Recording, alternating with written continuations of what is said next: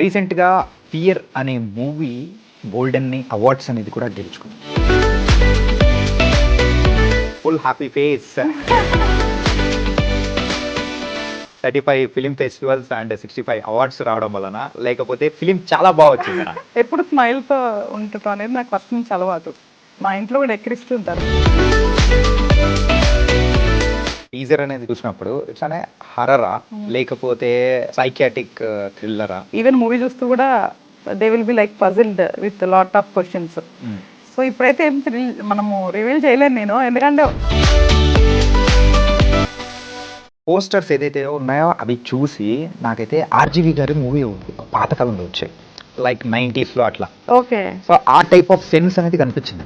ఎందుకు అనిపించచ్చు అంటే నీకు ఈ అమ్మాయి కొన్ని ఫీచర్స్ ఉన్నాయి, ఊరిలో ఫీచర్స్. పెద్ద కళ్ళు. నేను అన్నాను కూడా అమ్మాయిని. ఒకప్పుడు ఆర్జీవి గారితో పోల్చుకున్నా నేను అదృష్టవంతురాలని అనుకుంటా. ఏదైనా కానీ ఒక అవార్డ్స్ వచ్చిన మూవీని ప్రేక్షకులు రిసీవ్ చేసుకోవాలంటే ఇట్స్ వెరీ డిఫికల్ట్ అని కూడా అంటూ ఉంటారు. అవార్డు విన్నింగ్ మూవీస్ అంటే కొన్ని ఉంటాయి కాబట్టి అలా అనుకోవద్దు అనేది నా స్పెషల్ రిక్వెస్ట్ ఆడియన్స్ కి. మంచి సస్పెన్స్ థ్రిల్లర్ కమర్షియల్ ఫార్మాట్ లో మనకెందుకు అవార్డ్స్ వచ్చినాయి? Who's your inspirational director? Rajamouli గారే ఫస్ట్, ఎందుకంటే నేను కొండా సురేఖ గారు రాజకీయాన్ని సినిమా ఇండస్ట్రీ మీద అంటే రుద్దడం అనేది కూడా చేస్తూ ఉన్నారు. అలా ఎలా మాట్లాడేశారని నేనే చాలా ఆశ్చర్యపోయాను నిజంగా చెప్పాలంటే. ఆవిడ కరెక్ట్గా రిటర్న్ ఎక్స్ప్లెనేషన్ అనేది కరెక్ట్గా ఇచ్చిందంటారా? లేదు, ఎందుకంటే అలానే సినీ ఇండస్ట్రీలో ఉన్న వాళ్ళు బయట వాళ్ళ మీద ఎవరి గురించి మాట్లాడలేదా? మాట్లాడుంటారు. వాళ్ళు కొంతమంది రాజకీయాల్లోకి వెళ్ళి వాళ్ళు చాలా మాట్లాడారు. అందుకే ప్రజెంట్ హైడ్రా అనే దాంతో కూడా మన హైదరాబాద్ అంతా డర్ అయిపోతుంది. అవును, సో రియల్ ఎస్టేట్ అనేది కూడా డౌన్ అయిపోయిందని కూడా వింటున్నాను. ఇప్పుడు హైడ్రా నువ్వు అన్నట్లు అది మంచి కాస్ట్తో చేశారు. నేను ఎప్పుడూ అప్రిషియేట్ చేస్తానంటే ఆ పర్మిషన్స్ ఇచ్చిన వాళ్ళని సస్పెన్స్ చేసి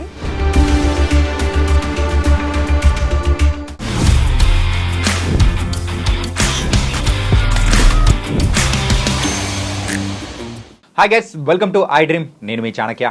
రీసెంట్గా 'ఫియర్' అనే మూవీ గోల్డెన్ అవార్డ్స్ అనేది కూడా గెలుచుకుంది. చాలామంది ఫిలిం ఫెస్టివల్స్లో కూడా అప్లై చేసిన తర్వాత అంతటి గ్రేట్ అప్రిషియేషన్స్ అనేది కూడా ప్రపంచ నలుమూల నుంచి కూడా వచ్చాయి. మరి ఆ 'ఫియర్' మూవీ డైరెక్టర్ హరిత గుగినేని గారు ఇప్పుడు మనతో పాటు ఉన్నారు. మరి ఆ అన్ని అవార్డ్స్ రావడానికి గల కారణం ఏంటి, అసలు ఆ సక్సెస్ సీక్రెట్స్ ఏంటి అనేది కూడా ఆవిడ నేడు తెలుసుకున్నాం. హలో. హాయ్ చాణక్య. హరిత గారు ఎలా ఉన్నారు? బాగున్నా. Full happy face. ఎందుకు అంటే 35 ఫిలిం ఫెస్టివల్స్ అండ్ 65 అవార్డ్స్ రావడం వలన, లేకపోతే ఫిలిం చాలా బాగా వచ్చిందనా? లేదు, నా ఫేస్ ఎప్పుడు ఇలాగే ఉంటుంది యాక్చువల్గా. నీకు వేదిక కూడా చెప్పింది కదా, రైట్. ఎప్పుడు స్మైల్తో ఉండటం అనేది నాకు ఫస్ట్ నుంచి అలవాటు. మా ఇంట్లో కూడా ఎక్కిరిస్తూ ఉంటారు. ఫోన్ వచ్చినప్పుడు కూడా స్మైల్ ఫేస్ పెట్టుకొని మాట్లాడుతుంటారు అనమాట. వాళ్ళకి కనపడదు కదా, ఎందుకు నువ్వు స్మైల్ ఫేస్ పెట్టుకున్నాను పక్కన నన్ను ఇమిటేట్ చేస్తూ ఉంటారు. ఆ స్మైల్ అనేది కూడా పాజిటివ్ ఎనర్జీ వస్తుంది చూసారా, చుట్టుపక్కల వాళ్ళకి కూడా పాజిటివ్ ఎనర్జీ అనేది కూడా ఇస్తున్నారు మీరు. కాకపోతే ఒక్కొక్కసారి నన్ను జగన్ గారు తిట్టుకుంటారు. కొంతమంది సాడ్ గా మాట్లాడేటప్పుడు కూడా స్మైల్ ఫేస్ పెట్టాను అనుకో, ప్రాబ్లం కదా. మా ఆయన కూడా ఎప్పుడు స్మైల్ ఫేసే పెట్టుకుంటారు. నాకు అంటే అది న్యాచురల్ గా అలవాటు ఉంటుంది. ఒక్కొక్కసారి ఎప్పుడన్నా కూడా నేను ఎవరన్నా ఏదైనా చెప్తున్నప్పుడు కూడా ఒక్కొక్కసారి తెలియకుండా కూడా ఇలాగా వింటుంటాం అనమాట. ఆ స్మైల్ అనేది ఒక్కొక్కసారి మైనస్ కూడా అవుతుంది. ఓకే. అండ్ ఫియర్, సో పేరులో ఒక ఫియర్ ఉంది, భయం అనేది చూపిస్తూ ఉన్నారు. ఆ టీజర్ అని నార్మల్గా రిలీజ్ చేసిన దాని వరకు అయితే ఒక యూనిక్ థింగ్ అనేది కూడా వేదిక గారిని ఒక హీరోయిన్గా పెట్టుకొని చేశారు. సో అసలు ఈ ఆలోచన అనేది ఎలా స్టార్ట్ అయింది ఏంటి? అంటే భయం అనేది కామన్ ఎలిమెంట్ కాబట్టి ఒకరోజు సడన్గా నాకు వచ్చిన థాట్ ప్రాసెస్లోంచి స్టోరీ డెవలప్ చేసుకున్నాను.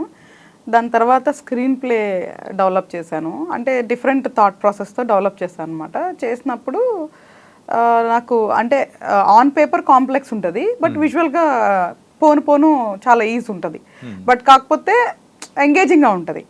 సో బేసికల్గా ఒక సస్పెన్స్ థ్రిల్లర్ ఆడియన్కి ఎంగేజింగ్గా ఉండేలాగా మెయిన్ నేను ఫోకస్ చేసి స్క్రిప్ట్ ప్రిపేర్ చేయడం అయితే జరిగింది. ఎందుకు అంటే కాన్సెప్ట్ భయం ఈజ్ కామన్ ఎలిమెంట్ కదా. సో మన కామన్ ఎమోషన్స్లోంచే ఏదైనా తీసుకొని ఆడియన్కి కనెక్ట్ అవ్వాలి కాబట్టి. రైట్. యూజువల్గా ఆ టీజర్ అనేది చూసినప్పుడు ఇట్స్ అనే హర్రరా లేకపోతే సైకియాటిక్ థ్రిల్లరా, లేకపోతే ఇలాంటి డిఫరెంట్గా అన్నీ చూపించారు. అవును. అసలు ఏంటి దాని గురించి ఏమన్నా చెప్పగలుగుతారా? అంటే ఎలిమెంట్స్ అన్నీ అయితే ఉంటుంది. ఆడియన్ ఏమంటారు, ఈవెన్ మూవీ చూస్తూ కూడా they will be like puzzled with lot of questions. So that is how అది ఎంగేజ్డ్గా ఉంటుంది అనమాట. సో ఇప్పుడైతే ఏం మనము రివీల్ చేయలేను నేను, ఎందుకంటే ఆ థ్రిల్ ఫీల్ ఉండదు కాబట్టి వాళ్ళకి. But it's psychological suspense thriller అంతే. ఓకే.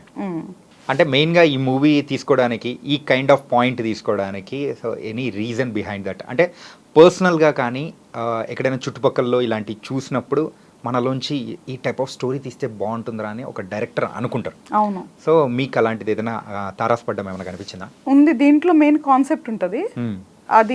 అది కూడా ఇప్పుడు నేను చెప్పలేను, ఎందుకంటే మూవీ కీ ఎలిమెంట్స్ అనమాట ఇవి. అందుకోసమే చెప్పలేకపోవడం రీజన్ అంతే. స్పాయిలర్ అయిపోతుంది. స్పాయిలర్ అయిపోతుంది. సో రిలీజ్ అయిన తర్వాత అండ్ అఫ్ కోర్స్ అప్పుడు మనకు చెప్పాల్సిన అవసరం కూడా ఉండదు బేసికల్గా. బట్ కానీ అప్పుడు అర్థమవుతుంది it's a very concept based movie. As I said ఒక కామన్ ఎలిమెంట్ కాబట్టి దీని రిజల్ట్స్ అనమాట. ఇప్పుడు బేసికల్గా చెప్పా కదా లైన్, ఒక అమ్మాయి తన లైఫ్లో ఫేస్ చేసిన ఫియర్ వల్ల వచ్చిన అవుట్కమ్ ఏంటి, బేసికల్గా ఫైనల్గా ఏమైంది అనేదే స్టోరీ. వెరీ సింపుల్ స్టోరీ సింపులే. బట్ కానీ లైఫ్ అప్పుడు భయంతో లైఫ్ వెళ్ళేది కొంచెం క్రిటికల్గా ఉంటుంది కదా. సో అది మనం స్క్రీన్ ప్లేలో చూస్తాము. సో ఇది డెఫినెట్గా వెరీ అంటే ట్రూ ఈవెంట్. అంటే నేను చూసిన చాలా ఈవెంట్స్ కానీ అండ్ మూవీ చూసిన తర్వాత అర్థమైపోతుంది కాన్సెప్ట్. ఎప్పుడైతే రివీల్ అవుతుందో అప్పుడు అర్థమైపోతుంది బేసికల్గా. సో బేసికల్గా it's concept message oriented movie. కానీ ఇప్పుడు నేను చెప్పబోయేది మీకు అది కాంప్లిమెంట్గా తీసుకుంటారో లేకపోతే వేరే రకంగా తీసుకుంటారో ఇట్స్ యువర్ థింగ్. కొన్ని పోస్టర్స్ ఏదైతే ఉన్నాయో అవి చూసి నాకైతే ఆర్జీవి గారి మూవీ పాతకాలంలో వచ్చాయి, లైక్ 90s అట్లా. ఓకే. సో ఆ టైప్ ఆఫ్ సెన్స్ అనేది కనిపించింది అనమాట. ఏ మూవీ? ఊర్మిళదా? ఎగ్జాక్ట్లీ. ఎందుకు అనిపించచ్చు అంటే నీకు ఈ అమ్మాయి కొన్ని ఫీచర్స్ ఉన్నాయి, Urmila features. If you observe వేదికలో కొన్ని యాంగిల్స్ లో ఊర్మిళ ఫీచర్స్ ఉన్నాయి. ఆ కళ్ళు, పెద్ద కళ్ళు. నేను అన్నాను కూడా అమ్మాయిని, ఒక్కొక్కసారి నాకు కొంచెం ఊర్మిళలాగా కనిపిస్తూ ఉండేది. కాదు, ఇది నాకు తెలిసి అయితే మన దగ్గర ఎక్కడ వచ్చైతే ఉండదు ఈ కాన్సెప్ట్ అయితే. It's different. బట్ ఒకప్పుడు ఆర్జీవి గారితో పోల్చుకున్నా నేను అదృష్టవంతురాలని అనుకుంటా. Is the best technician. So ఆయనతో పోల్చుకున్నా కూడా మన అదృష్టవంతులేం. బట్ అంత దూరం అయితే లేము మనం 100%. So it's a debut movie as a director. అంటే అర్లియర్గా చూసుకుంటే మీరు లక్కీ లక్ష్మణ్ అనే మూవీకి యాజ్ అ ప్రొడ్యూసర్గా చేశారు. Producer turn to the director, ఏంటి ట్రాన్స్ఫర్మేషన్ ఏంటి? అంటే ప్రొడ్యూసర్గా టెక్నికల్లీ ప్రొడ్యూసర్, ఎందుకు మన ప్రొడక్షన్లో మనం ఇన్వెస్ట్మెంట్ చేశాం కాబట్టి. బట్ ఐ వర్క్డ్, అంటే నేను ఒక అసిస్టెంట్గా అభికి అంటే డైరెక్టర్ గారికి పనిచేసిన. మీ హస్బెండ్? నా హస్బెండ్. సో డైరెక్టర్ గారు, బికాస్ ఆ రెస్పెక్ట్ ఎప్పుడు ఉండాలి మనం ఒక డైరెక్టర్ కాబట్టి. Is a creator. సో నేను పనిచేసి మొత్తం పని నేర్చుకున్నాను నేను బేసికల్గా. సో ప్రొడ్యూసర్ అనేది ఆన్ టైటిల్స్, బట్ మొత్తం గ్రౌండ్ లెవెల్లో ఉండి వర్క్ చేసి, ఎందుకంటే నెక్స్ట్ మూవీ నాతో తీపిస్తానని ఆయన అంటే నేను చాలా సీరియస్గా తీసుకొని చాలా సిన్సియర్గా పనిచేశాను అనమాట. అభి గారు అగ్రిమెంట్ ఇచ్చేసారు అనమాట. ఆయన చేసిన మిస్టేక్ ఈరోజు. మిస్టేక్ ఏంటి అంటే మరి డెఫినెట్గా మళ్ళీ వెంటనే మనం సెకండ్ మూవీ మన ప్రొడక్షన్లో ఉన్నప్పుడు ఆ స్ట్రెస్ లెవెల్స్ అవన్నీ ఉంటాయి కాబట్టి అది మిస్టేక్. ప్రెసెంట్ మిస్టేక్ రిజల్ట్స్ వచ్చే వరకు, రిజల్ట్స్ గురించి కాకుండా సో రిలీజ్ అవ్వక ముందే సో ప్రపంచ నలుమూలలో ఎక్కడైతే ఫిలిం ఫెస్టివల్ జరుగుతున్నాయి, నియర్లీ 35 ఫిలిం ఫెస్టివల్స్లో కూడా సో అన్ని డిపార్ట్మెంట్స్లో కాకుండా కేవలం మూవీ మాత్రమే పంపించారు. అవును. సో అట్లా ప్రదర్శించబడడం కూడా it's not an a small thing. అవును. ఆ విషయంలో మాత్రం నేను హ్యాపీయే. ఎందుకు అంటే నేను ఫస్ట్ ఇనీషియల్గా అంత సీరియస్గా తీసుకోలేదు. బట్ ఎప్పుడైతే నెంబర్ పెరిగిందో అప్పుడు అట్లీస్ట్ నాకు నేను అభి కూడా ఈవెన్ ఎస్ మనం మంచి మూవీ తీసాము అన్న ఒక హ్యాపీనెస్ అయితే వచ్చింది. మూవీ పరంగా ఎక్కడ నాకు మనల్ని ఎవరు పేరు పెట్టే పరంగా అయితే మనం తీయాల. అదేదో సెల్ఫ్ డబ్బా కాదు, అంటే ఇప్పుడు చెప్తున్నామంటే ఇట్ ఈస్ వెరీ క్లియర్ అనమాట. ఈ ప్రొమోషనల్గా కూడా కాదు, మనకి ఇప్పుడున్న క్లారిటీ చెప్తున్నా. మనం మంచి మూవీ తీసాము అనే క్లారిటీ అయితే ఇప్పటి వరకు మాకుంది. అది కమర్షియల్గా ఎంత సక్సెస్ అనేది మనం ప్రెడిక్ట్ చేయలేము, అది మన చేతుల్లో లేదు కాబట్టి. బట్ మూవీ పరంగా we did good job. Even I think ఇప్పుడు నీ దాంట్లోనే ఇప్పుడు నిన్నటి వరకు 34, ఇప్పుడు నైట్ వచ్చింది కాబట్టి ఇప్పుడు నువ్వే చెప్తున్నావు 35 లేటెస్ట్. వాళ్ళు కూడా నువ్వు చూస్తే స్టేటస్లో పెడితే దాంట్లో ఎక్సెప్షన్ అంటే ద బెస్ట్ క్వాలిటీ మేకింగ్కి నాకు బెస్ట్ డైరెక్టర్గా ఇచ్చారు వాళ్ళు. బెస్ట్ క్వాలిటీ మేకింగ్ అంటే అవుట్ స్టాండింగ్ అని రాశారు, సారీ అవుట్ స్టాండింగ్ మేకింగ్కి వాళ్ళు నాకు బెస్ట్ డైరెక్టర్గా ఇచ్చారు. ఓకే. సో మూవీకి వేరే వచ్చింది, అది బ్రెజిల్ యాక్చువల్గా, ఇది బ్రెజిల్ ఫిలిం ఫెస్టివల్. వేరే వేరే లాంగ్వేజెస్ అన్నీ ఉంటాయి కదా, వేరే వేరేగా వచ్చింది. నాకు మాత్రమే ఫిలిం ఫెస్టివల్లో బెస్ట్ డైరెక్టర్గా వచ్చింది ఫీచర్ ఫిలింకి. సో ఇంకా అంతకంటే ఏం కావాలి ఒక మేకర్గా. So I'm happy for that యాక్చువల్గా. సూపర్. అలాగే 65 అవార్డ్స్ కూడా. యా. సో మీకైతే ఫుల్ హ్యాపీ అనిపించింది ఉంటుంది. యా, అవి చూసుకున్నప్పుడు మాత్రం చాలా హ్యాపీగా అనిపించింది, ఎందుకంటే అవన్నీ అన్ఎక్స్పెక్టెడ్, సర్ప్రైజ్డ్ అనమాట. ఒక్కొక్కటి అలా వస్తున్నప్పుడు అవి చూసుకున్నప్పుడు ఒక ఆనందం అనిపించింది నాకైతే. ఇండియన్ సినిమాస్లో కాదు, మెయిన్గా తెలుగు సినిమాస్లో ఒక మిత్ అనేది కూడా ఉంది. ఏంటంటే ఏదైనా కానీ ఒక అవార్డ్స్ వచ్చిన మూవీని ప్రేక్షకులు రిసీవ్ చేసుకోవాలంటే ఇట్స్ వెరీ డిఫికల్ట్ అని కూడా అంటూ ఉంటారు. అవును. ఎందుకు అలాగా అంటే అట్లేం కాదంటే, జనరల్గా మనకు అవార్డ్స్ అంటే ఎక్కువ డాక్యుమెంటరీస్ కానీ ఒక పర్టికులర్ ఒక సిచ్యువేషన్ మీద, ఒక ప్లేస్లో, కొన్ని టూల్స్తో అట్లాగా మేక్ చేస్తారు అవార్డ్ విన్నింగ్ కోసం. మనం యాక్చువల్గా అవార్డ్ విన్నింగ్ లాగా తీలా, మామూలు మూవీ లాగా తీసేసుకున్నాం మనం. మెయిన్గా ఒక పాయింట్ చెప్పండి. సో ఫియర్ అనేది ఒక కమర్షియల్ మూవీనా? మీడియం కమర్షియల్ మూవీ, అంటే ఎక్స్ట్రీమ్ కమర్షియల్ కాదు, అలా అని చెప్పి లో కాదు, మీడియం కమర్షియల్ మూవీ. అంటే 100% ఓటీటీకి 100%, థియేటర్కి 80%, 80 కాదు 70 వరకు వేసుకోవచ్చు, 70%. ఎందుకంటే ఈ జానర్కి మనం అంత కమర్షియల్గా వెళ్ళలేము. దీంట్లో నేను ఎక్కువ సాంగ్స్ పెట్టలేను, ఫైట్స్ పెట్టలేను, ఐటమ్ సాంగ్స్ పెట్టలేను, సో టూ మచ్ కామెడీ పెట్టలేను. ఈ ఎలిమెంట్స్ మిస్ అయిందంటే కమర్షియాలిటీ డిఫాల్ట్గా తగ్గిద్ది కదా, అలాగా. బట్ క్వాలిటీ వైజ్, సౌండ్ వైజ్గా theatre movie. As a suspense thriller జానర్గా 100% కమర్షియలే మన జానర్ ప్రకారం. But when we take on whole అన్ని జానర్స్లో కలిపినప్పుడు ఈ 2 పార్ట్స్ మనకి కామెడీ కానీ, గ్లామర్ కానీ, ఇవి సాంగ్స్ తగ్గుతుంది కదా, అక్కడ మనం ఒక 30% మైనస్ చేసుకుంటాం. అదర్వైజ్ జానర్ వైజ్గా 100%. అంటే మంచి సాంగ్స్ మమ్మల్ని అందరినీ మెస్మరైజ్ చేసే అనూప్ గారిని సో ఫస్ట్ ఆయన కెరియర్లోనే సో ఒక సైకలాజికల్ థ్రిల్లర్ కి ఒక మ్యూజిక్ డైరెక్టర్ గా చేశారు. అవునవును. సో ఏంటిది అసలు మీరు ఆయనను ఒప్పించాలంటేనే it's not a small thing. అంటే మంచి మెలోడీస్, ఎన్నో హిట్స్ అనేది ఇచ్చారు. ఇలాంటి మూవీకి హౌ? బట్ ఇందులో కూడా మంచి మెలోడీ ఉంది. Really? Love song. Super. It is going to be release soon. Okay. So మంచి మెలోడీ. మనము తర్వాత అఖిల్ మూవీ ఉన్నాయి చూసారా, ఆ ఫీల్ వస్తుంది. So theme song, melody song 2 ఉన్నాయి దీంట్లో కూడా. ఎందుకంటే ఒక టెక్నీషియన్కి జానర్ అనేది ఉండదు యాక్చువల్గా. యాజ్ ఎ టెక్నీషియన్స్కి అసలు జానర్స్ అనేవి ఉండకూడదు. For them anything is same, only mood and situation బట్టి వాళ్ళు చేస్తారు. మన అదృష్టం, మన సస్పెన్స్ థ్రిల్లర్ అయ్యి అది అనూప్ గారు అవటం మన అదృష్టం అంతే. బట్ హీ డిడ్ గ్రేట్ అనమాట. సో అందుకే కమర్షియల్కి, థియేటర్కి మనకి స్కోప్ పెరిగింది. ఆయన వల్లే మనం ఇంకొక స్టెప్ ఆ క్వాలిటీస్ పెరిగింది. సో అట్లాగా అవార్డు విన్నింగ్ మూవీస్ అంటే కొన్ని ఉంటాయి కాబట్టి అలా అనుకోవద్దు అనేది నా స్పెషల్ రిక్వెస్ట్ ఆడియన్స్కి. అది అలా వెళ్ళొద్దు. మంచి సస్పెన్స్ థ్రిల్లర్ కమర్షియల్ ఫార్మాట్లో మనకి ఎందుకు అవార్డ్స్ వచ్చినాయి అనేది చూడాలి. ఎందుకంటే దీంట్లో ఉన్న క్వాలిటీ ఆఫ్ మేకింగ్ కానీ, ఆ స్క్రీన్ ప్లే కానీ కాన్సెప్ట్కే వచ్చింది. So not for anything. So కాబట్టి అది ఉంది. చాలా మందికి కూడా తెలియదు అసలు ఇది రిలీజ్ అవ్వకముందు అవార్డ్స్ వస్తే అని చాలా మందికి తెలియదు. నేను మీమ్స్ పేజెస్లో అందరూ పాపం కింద కమెంట్స్ అవే పెడుతున్నారు, రిలీజ్ అవ్వలేదు కదా అలా అవార్డ్స్ ఎట్లా వచ్చినాయి అని. బట్ ఎనీ మూవీ మనం అప్లై చేసుకోవచ్చు, రిలీజ్కి అసలు సంబంధమే ఉండదు. రిలీజ్ అయ్యాక వచ్చేది క్రిటిక్స్ అనమాట. ఇప్పుడు బలగం మూవీకి కూడా చాలా అవార్డ్స్ వచ్చాయి. సో రిలీజ్ అయ్యాక వచ్చాయి. మళ్ళీ ఇప్పుడు RRR కానీ మీరు చూసుకుంటే వాళ్ళ పేజీలో కొన్ని 100 ఉంటాయి క్రిటిక్స్ వస్తూ ఉంటాయి ఆటోమేటిక్గా. అది రిలీజ్ అయ్యాక వస్తాయి. సో ఫిలిం ఫెస్టివల్స్ అనేది మాక్సిమం కూడా రిలీజ్ ముందుకే ఎక్కువ అప్లై చేస్తారు, రిలీజ్ అయ్యాక తక్కువ అప్లై చేస్తారు. ఎందుకంటే ఓటీటీకి వెళ్ళాక మనకి డిస్క్వాలిఫైడ్ అవుతుంది కొన్ని ఫెస్టివల్స్కి. కొన్ని కాదు, 90% ఆఫ్ ఫెస్టివల్స్ ఆన్లైన్లో అవైలబుల్ ఉండకూడదు. నెంబర్ 1 రూల్ అది. ఓకే. అంటే రిలీజ్ అయిన తర్వాత మాత్రం అవైలబుల్ ఉండొచ్చు అంట? కాదు, అసలు అవైలబుల్ ఉండకూడదు. ఫిలిం ఫెస్టివల్కి అప్లై చేయాలంటే ఆన్లైన్లో అవైలబుల్ ఉండకూడదు. ఆ రిజల్ట్స్ వచ్చే టైంకి ఆన్లైన్లో ఓటీటీలో ఉండకూడదు.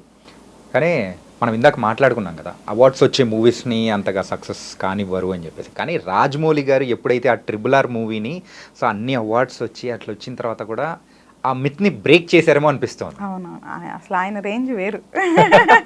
ఆయన ఏమన్నా చేయగలరు. రైట్. సో మీరు ఒక లేడీ డైరెక్టర్గా ముందుకెళ్తూ ఉన్నారు. So who's your inspirational director? Favourite or inspiration? Rajamouli గారే ఫస్ట్.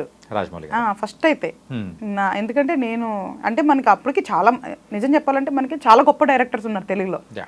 అసలు అంటే మేబీ కొన్ని పేర్లు మనం చెప్పుకుంటాం కానీ నాకు తెలిసైతే చాలా మంచి డైరెక్టర్స్ ఉన్నారు. బ్యాక్ సైడ్ నుంచి చూసుకుంటే నేను ఎక్కువ మూవీస్ గురించే కదా మాట్లాడుకునేది. మనకి వంశీ గారు కానివ్వండి, వివి వినాయక్ గారు కానివ్వండి, మన కృష్ణారెడ్డి గారు కానివ్వండి, ఇంకా బ్యాక్ వెళ్తే మన కె విశ్వనాథ్ గారు నాకు చాలా ఇష్టం. తర్వాత విజయ నిర్మల గారు కానివ్వండి, వెనకటి నుంచి చూసుకున్నా కూడా మనకి చాలా గొప్ప డైరెక్టర్స్ ఉన్నారు. శంకర్ గారు కానివ్వండి, ఇవన్నీ. కానీ రాజమౌళి గారు ఎందుకో సమ్హౌ ఐ ఫెల్ట్ అంటే ఆయనకి ఏమీ లేకున్నా కూడా అద్భుతం చేయగలడు, హీఈస్ అ క్రియేటర్ అని నేను పర్సనల్గా ఎక్కువ కనెక్ట్ అయ్యాను. As a maker point of వ్యూలో నేను ఆయన్ని చాలా బలంగా నమ్మేసాను. సో ఈవెన్ ఒక్క మూవీకే నేను చాలా ఇంప్రెస్ అయిన అదర్ పర్సన్ ప్రశాంత్ నీల్ గారు. KGF 1 అసలు ఇంకా నో వర్డ్స్ అనమాట. ఎక్స్ట్రీమ్లీ నేను ఇంప్రెస్ అయిపోయాను. మన తెలుగు వాళ్ళు చూడండి, మనం అనుకుంటాం కానీ వాళ్ళు ఎక్కడోళ్ళు ఏంటనేది పట్టించుకోరు, నచ్చితే ఇక్కడ పెట్టేసుకుంటారు. నిజం, కంటెంట్ ఉంటే మన వాళ్ళు. ఇప్పుడు ప్రశాంత్ నీల్ కన్నడలో తీశాడు KGF. అబ్బాయి తెలుగు అతను నిజంగా నాకు కూడా తెలియదు అభి చెప్పే వరకు. ఆయన is hail from Telugu families అని తెలియదు నాకు. బట్ ఏముంది, మన కంటెంట్ నచ్చింది అంతే, పెట్టేసుకున్నాం. యష్ ఎవరు, తెలుగు అబ్బాయి కాదుగా పోనీ, బట్ రెస్పెక్ట్ వచ్చేసింది అతనికి. సో నాకు తెలిసి ఇక్కడ అలాంటి ఇష్యూస్ ఉండవు. కానీ బట్ నా ఫేవరెట్ వచ్చేసరికి ఫస్ట్ ఆయన, తర్వాత చాలా మంది ఉన్నారు. శంకర్ గారు అంటే శంకర్ గారు ఫస్టే, బట్ కాకపోతే ఎక్కువ రాజమౌళి తర్వాత అట్లాగా. అంటే మెయిన్గా డైరెక్టర్, మీరు డైరెక్షన్ డిపార్ట్మెంట్లోకి రావడానికి ఒక రీజన్ అంటే రాజమౌళి గారేనా? కాదు మా హస్బెండ్ అభి. ఓకే. నాకు అసలు తెలియని కూడా తెలియదు కదా, నేను ఇష్టపడటంలో వాళ్ళు, బట్ తీయాలనుకోవటంలో అసలు ఏ రోజు నేను ఎక్కడ థాట్ ప్రాసెస్ కూడా లేదు నాకు. నేను తన కోసం ఒక కథ రాసి తనకు చెప్తున్నప్పుడు, ఇది డైరెక్టర్ చేసే పని, నీకు కూడా డైరెక్షనల్ స్కిల్స్ ఉన్నాయి, ఈ స్టోరీ నువ్వు తీద్దు అని సీరియస్గా అన్నాడు, సరదాగా అన్నాడు. దాన్ని నేను చాలా సీరియస్గా తీసుకొని ఫీల్ అయిపోతే వచ్చిన రిజల్ట్స్ ఇది. హస్బెండ్ ఒక చిన్న మాట కూడా వైఫ్ దగ్గర చెప్పకూడదేమో అంటే కదా, చెబితే ఏమవుతుందంటే వండర్స్ అనేది కూడా ఇలా వస్తూ ఉంటాయి. అవును. సో నేను అంతే, తనే మెయిన్ రీజన్, నేను రావడానికి తనే కారణం. ఎందుకంటే తనకు అసలుకి డైరెక్టర్ అవ్వాలని ప్యాషన్ లేకపోతే మనం ప్రొడక్షన్ హౌస్ స్టార్ట్ చేసేవాళ్ళం కాదు, మనం మూవీ తీసేవాళ్ళం కాదు, అప్పుడు నేను నేర్చుకునేదాన్ని కాదు. సో ఇవన్నీ జరిగాయి కాదు అసలుకి. అండ్ విజయ నిర్మల గారి గురించి మనము డిస్కషన్ వచ్చింది కాబట్టి, మన తెలుగు ఇండస్ట్రీలో ఒక లేడీ డైరెక్టర్ అనేటప్పటికీ ఫస్ట్ గుర్తొచ్చే పర్సన్ ఎవరైనా అన్నారంటే విజయ నిర్మల గారు. ఆ తర్వాత నెంబర్స్ అనేది కూడా తక్కువ అవుతూ వచ్చాయి. జయ గారు కానీ, అండ్ తర్వాత ఇప్పుడు ప్రెసెంట్ ఉన్న జనరేషన్లో అయితే నందిని రెడ్డి గారు కానీ, ఎక్కువగా ఆ సక్సెస్ రేట్ అనేది కూడా లేడీ డైరెక్టర్స్లో తగ్గిపోతూ వస్తుంది. అంటే వచ్చే వాళ్ళు కూడా తక్కువ అవుతున్నారు. ఈ మధ్య కొంచెం ఇంట్రెస్ట్ చూపిస్తున్నారు కానీ ఆ లాంగ్ లాస్టింగ్ అనేది ఉండట్లేదు. సో మీ అంచనా తగ్గట్టు, సో మీ యొక్క నాలెడ్జ్లో ఎందుకు అలా అయిపోతుంది అంటారు? ఇప్పుడు మనం ఈ మూవీ తర్వాత నేను ఎక్కువ విన్న క్వశ్చన్ ఇది యాక్చువల్గా, అది వాస్తవం కూడా ఉండొచ్చు. అంటే నేనేమంటున్నానంటే, అసలు లేడీస్ వర్కింగ్ మోడ్లోకి రావటానికే జనరల్గా చాలా లేట్ అయింది. ఎప్పుడు ఇంతకుముందు అమ్మాయిలు సున్నితంగా ఉండేవాళ్ళు కాబట్టి వాళ్ళు హోంవర్క్ కేర్ చేసేవాళ్ళు, అబ్బాయిలు స్ట్రాంగ్గా ఉండేవాళ్ళు కాబట్టి వాళ్ళు బయటికి వెళ్ళి పనిచేసి వచ్చేవాళ్ళు అనేది నాకు తెలిసిన నాలెడ్జ్. బట్ జనరేషన్స్ మారినవి, అమ్మాయిలు కూడా వర్క్ చేయడం స్టార్ట్ చేశారు. సో ఆ డిపార్ట్మెంట్స్ అనేది ఇంకా ఇప్పటికి కూడా చాలా డిపార్ట్మెంట్స్ ఫుల్ఫిల్ అవ్వలేదు. ఫస్ట్ చూసుకుంటే పైలట్స్గా అబ్బాయిలు ఎక్కువ అబ్బాయిలు ఉండేవాళ్ళు, తర్వాత మళ్ళీ అమ్మాయిలు కూడా వెళ్తున్నారు ఇప్పుడు. సో అలాగా ప్రతి డిపార్ట్మెంట్లో ఎప్పుడైనా సరే అబ్బాయిలు ఎక్కువ ఉండేవాళ్ళు, ఎందుకంటే వాళ్ళు ముందు నుంచి వర్క్ చేస్తున్నారు కాబట్టి అది ఆనవాయితీ అయిపోయింది. తర్వాత ఇప్పుడు అమ్మాయిలు ఎవరికి వాళ్ళ ఇంట్రెస్ట్తో ఒక్కొక్క డిపార్ట్మెంట్ వాళ్ళకి నచ్చింది ఫిల్ చేసుకుంటూ వెళ్తున్నారు. మేబీ క్రియేటివ్ ఫీల్డ్లో కూడా స్లోగా అలాగే ఫిల్ అవుతూ రావచ్చు వన్ డే. బట్ ఇదంతా స్టార్టింగ్ ప్రాసెస్ అని అనుకుంటున్నాను నేను. ఒకటి. రెండోది ఏంటి అంటే, డైరెక్షన్ డిపార్ట్మెంట్లో పనిచేయాలి అంటే కంపల్సరీ డైరెక్షన్ మీద ప్యాషన్ వాళ్ళే వచ్చి పని చేయాలి, లేదా జాబ్గా చేయాలి. చాలా కష్టమైన పని, ఎందుకంటే డైరెక్షన్ డిపార్ట్మెంట్ అంటే చాలా అవర్స్ పని చేయాలి, డే అండ్ నైట్ అనేది ఉండదు. అండ్ ఒక్కొక్కసారి డైరెక్టర్కి ఏదైనా కోపం వచ్చినా, ఏదైనా ఫ్రీగా అనాలన్నా అమ్మాయిలు అనేసరికి కూడా వాళ్ళు గబుక్కున ఏమనలేక కూడా పెట్టుకోలేకపోవచ్చు. సో మెనీ రిస్ట్రిక్షన్స్ ఉంటుంది కదా. సో డైరెక్షన్ డిపార్ట్మెంట్లో చాలా ఎక్కువ హార్డ్ వర్క్ చేస్తూ ఉండాలి. సో మేబీ దాని గురించి కొంచెం ఎక్కువ రాలేదేమో అని నా అపోహ, నాకు తెలీదు. సో మేబీ అది కూడా స్లోగా ఫుల్ఫిల్ అవ్వచ్చు. అండ్ డెఫినెట్గా ఒక డైరెక్టర్ అవ్వాలి అంటే ఎంతో కొంత ఎక్కడో ఒకటి పనిచేసిన నాలెడ్జ్ అయితే మినిమం కావాలి కాబట్టి, సో పనిచేసి వాళ్ళు అక్కడికి వచ్చి వాళ్ళు మళ్ళీ ఒకళ్ళ ప్రొడక్షన్ హౌస్ పట్టుకొని ఒక మంచి స్టోరీ పట్టుకొని ఒప్పించి రావడానికి మేబీ ప్రాసెస్ ఇప్పుడిప్పుడే జరుగుతుండొచ్చేమో అని నేను అనుకుంటున్నా. ఎందుకంటే నేను రావటం అనేది సడన్ కాబట్టి పూర్తిగా జడ్జ్ చేయలేకపోతున్నా. బట్ మేబీ డెఫినెట్గా అమ్మాయిలకు కనుక ఈ ఫీల్డ్లో ఇంట్రెస్ట్ వస్తే ఇక్కడ కూడా ఫిల్ అవటం అనేది స్టార్ట్ అయిద్దని అయితే నేను అనుకుంటున్నా. అయినా కానీ కొంతమందికి అయితే ఫస్ట్ మూవీతో కానీ సెకండ్ మూవీతో హిట్ వచ్చినా కానీ అది లాంగ్ లాస్టింగ్గా ఉండలేకపోతుంది. ఎందుకు, రీజన్ ఎందుకు అంటారు? అంటే దాని నుంచి అంటే ఒక ఫ్లాప్ వచ్చిందంటే ఆల్టర్నేటివ్ వేస్ చూసుకొని వెళ్ళిపోవడం, ఒక సినిమా అంటే ఒక ఓటమి రాగానే దీన్నే పట్టుకొని ఉండకోకుండా వేరే దానిలోకి వెళ్ళిపోవడం అనేది జరుగుతుంది. ఎందుకు అలాగా? ఎందుకంటే ఎప్పుడు కూడా ఫస్ట్ మూవీతో సక్సెస్ అనేది అసలు అది అంటే వాళ్ళు ఎంత ఎక్స్ట్రీమ్ బ్లెస్సింగ్ అయితే తప్ప జరగదు. సో డెఫినెట్గా ఒక ప్రాసెస్ అనేది ఉంటుంది ఏ ఫీల్డ్ అయినా సరే. ఎనీ ఫీల్డ్ డెఫినెట్గా ఇయర్స్ ఆఫ్ ఎఫర్ట్స్ అనేది ఉండాలి. మేబీ నువ్వు అన్నట్లు మల్టిపుల్ రీజన్స్ అయి ఉండొచ్చు. ఒకవేళ ఫస్ట్ సినిమా వాళ్ళకి సరిగ్గా జరగకపోయినప్పుడు మేబీ సెకండ్ దాన్ని ఒప్పించి తీసుకునే లోపల సర్వైవల్ ఇష్యూస్ అయి ఉండొచ్చు. నెంబర్ 1, ఎందుకు డైరెక్షన్ డిపార్ట్మెంట్లో డబ్బులు అనేది చాలా తక్కువ వస్తుంది, టైం పడుతుంది. సో ఒకటి సర్వైవల్ ఇష్యూస్ అయి ఉండొచ్చు. సెకండ్ థింగ్ ఏమై ఉండొచ్చు, ఆపర్చునిటీస్ రాకపోయి కూడా ఉండొచ్చు. అది అమ్మాయినా అబ్బాయినా ఒకటే. ఎవరికైనా ఒక సినిమా ఫస్ట్ది సరిగ్గా నడవకపోతే సెకండ్ది ఆపర్చునిటీస్ రావడం అనేది చాలా కష్టం అవుతుంది. అంటిల్ అన్లెస్ వాళ్ళు తీసిన కంటెంట్లో క్వాలిటీ ఉంది, వాళ్ళు మేకర్గా పర్వాలేదు అంటే డెఫినెట్గా ఇంకొకరు నమ్ముతారు. సినిమా ఫ్లాప్ అయినా కూడా తీసిన వాళ్ళు చాలా మంది ఉన్నారు. ఎందుకు, వాళ్ళకి మేకింగ్ స్కిల్స్ ఉండి ఒప్పించుకోగలిగితే డెఫినెట్గా సెకండ్ది ఆపర్చునిటీ వస్తుంది. బట్ అది వచ్చే వరకు నిలబడాలిగా, సర్వైవల్ ఉండాలి, సో ఆపర్చునిటీ రావాలి. కాబట్టి మేబీ ఈ రెండింటి వల్ల కూడా మూవ్ ఆన్ అయిపోయి ఉండొచ్చు. లేదు అంటే ఈ మాయా ప్రపంచంలో పడిన వాళ్ళు అంత ఈజీగా బయటకు వెళ్తారు అంటే ఐ డోంట్ బిలీవ్. ఎందుకంటే నేను చాలా మందిని చూసా. ఒక్కసారి ఫేస్ మీద మేకప్ అనేది పడింది అని అంటే ఎంత స్కిల్స్ ఉన్నా ఏమున్నా కానీ అటు సైడ్ వెళ్ళనీయకుండా మళ్ళీ ఇటు సైడ్కే వచ్చేస్తుంటాం. యూజువల్గా యాక్టర్స్ కానీ వేరే వాళ్ళ ఎవరైనా క్రియేటర్స్ వైజ్ అయినా కానీ అంతా అనమాట. ఈవెన్ డైరెక్షన్ డిపార్ట్మెంట్ ఎక్కువ ఉంటారు మీకు. నాకు తెలీదు మిగతా డిపార్ట్మెంట్స్ గురించి, కానీ డబ్బులు చాలా తక్కువ వచ్చి ఆపర్చునిటీస్ తక్కువ ఉన్న డైరెక్షన్ డిపార్ట్మెంట్లో అవకాశాల కోసం పని కోసం ఉండేవాళ్ళు చాలా మంది నేను చూసాను. కానీ compare to second actors compare to the అంటే ఇంత ముందు ఇయర్స్తో కంపేర్ చేసుకుంటే సో ఇప్పటికి డైరెక్టర్స్కి ఉన్న వాల్యూ అనేది కూడా పెరిగింది కదా. అవును, ఆబ్వియస్గా పెరిగింది, చాలా పెరిగింది. హీరోస్తో ఈక్వల్గా డైరెక్టర్స్ రెమ్యునరేషన్స్ అనేది కూడా తీసుకుంటున్నారు. లెజెండ్స్ అన్నమాట, అలా మన ఇండస్ట్రీని చేశారు. అది జరగాలి కూడా, ఎందుకంటే they are makers. First producer ఉండాలి నా దృష్టిలో, తర్వాత మేకర్ ఉండాలి, తర్వాత యాక్టర్, మిగతా డిపార్ట్మెంట్స్ అందరూ ఉండాలి. సో మేకర్ అంటే క్రియేటర్ కదా, స్టోరీకి ప్రాణం పోసేది, ఆ పాత్రకి ప్రాణం పోసేది, అన్ని డిపార్ట్మెంట్లని ప్రాణం పోసేది maker. So they need that respect. So I'm happy అది ఆ విషయంలో. Captain of the ship. Yeah, ఆబ్వియస్గా.